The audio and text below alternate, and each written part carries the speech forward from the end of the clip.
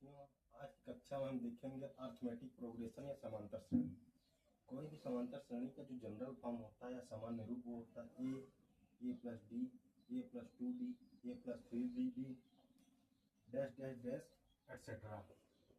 देखिएगा यहाँ ए जो है वो फर्स्ट टर्म यानी प्रथम पद है, डी जो है इन दोनों के बीच में कॉमन डिफरेंट है, यानी दूसरे पद से पहले पद को घटाने पर जो वैल्यू आएगी या तीसरे पद से दूसरे पद को घटाने पर जो वैल्यू आएगी वो हो जाता है हमारा सर्वांतर या कॉमन डिफरेंट। एन जो है पदों की संख्या है, तीसरा पद, चौथा पद या पांचवा पद।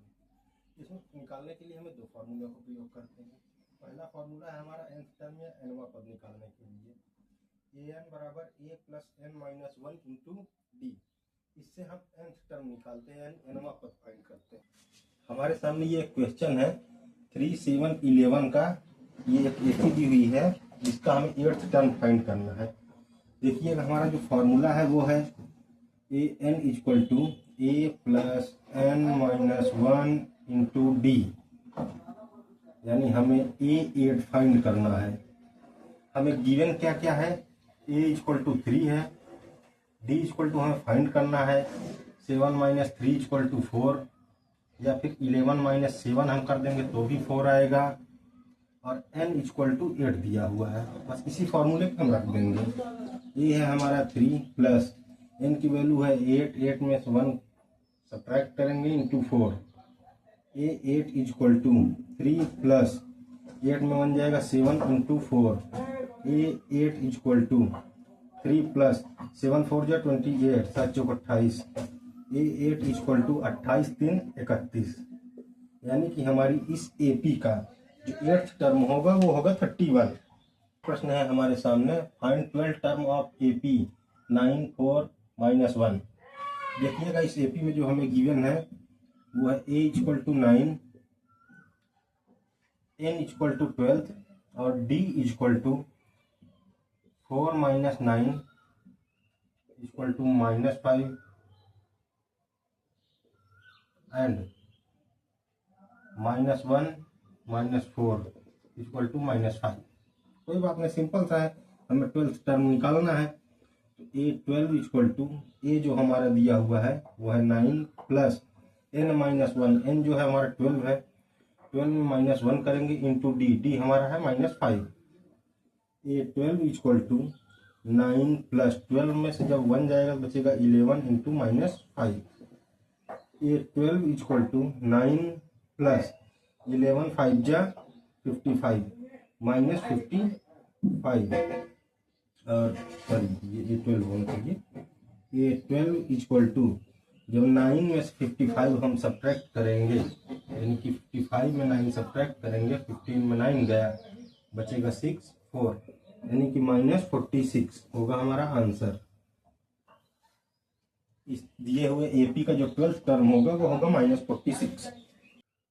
चलिए एक चीज और देख लेते हैं, सम ऑफ nth टर्म ऑफ किसी एपी का। अब तक हमने जो देखा वो पहला फॉर्मूला हमारा था वो था A N equal to A plus N minus 1 into D, या फिर last term equal to A plus N minus 1 into D, यह था। अब नेक्स्ट देखिएगा, sum of nth term of AP.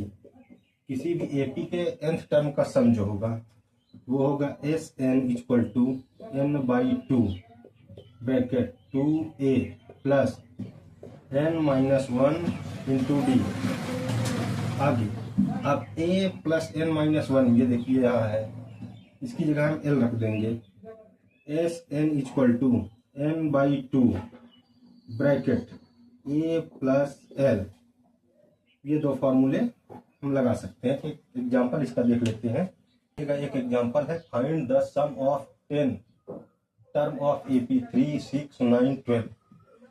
देखिएगा इस एपी में हमें जो दिया हुआ है वो दिया हुआ ए इक्वल टू 3, एन जो दिया हुआ वो है 10 टर्म का, डी जो वो है 6 में जब 3 सब्ट्रैक्ट करेंगे 3 बचेगा, 9 में 6 सब्ट्रैक्ट करेंगे 3 बचेगा। जो हमारा फॉर्मूला है वो है S N equal to N by 2 bracket 2a plus n-1 into D. चलिए लगा लेते हैं।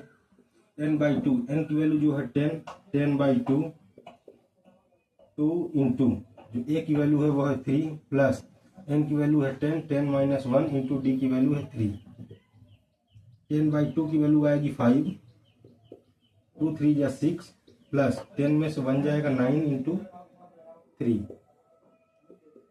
5 इंटू 6 प्लस 9 3 या 27, 9 3 27, 5 इंटू 3 हासिल है 1, 7 3 हासिल है 2 1 3, 33 इंटू 5 जा, अब 5 में 15, 5 हासिल है 1 5 15 1 16, 165। यानी इसके 10th टर्म का जो सम होगा, इसके 10 पदों का जो योग होगा वो होगा 165।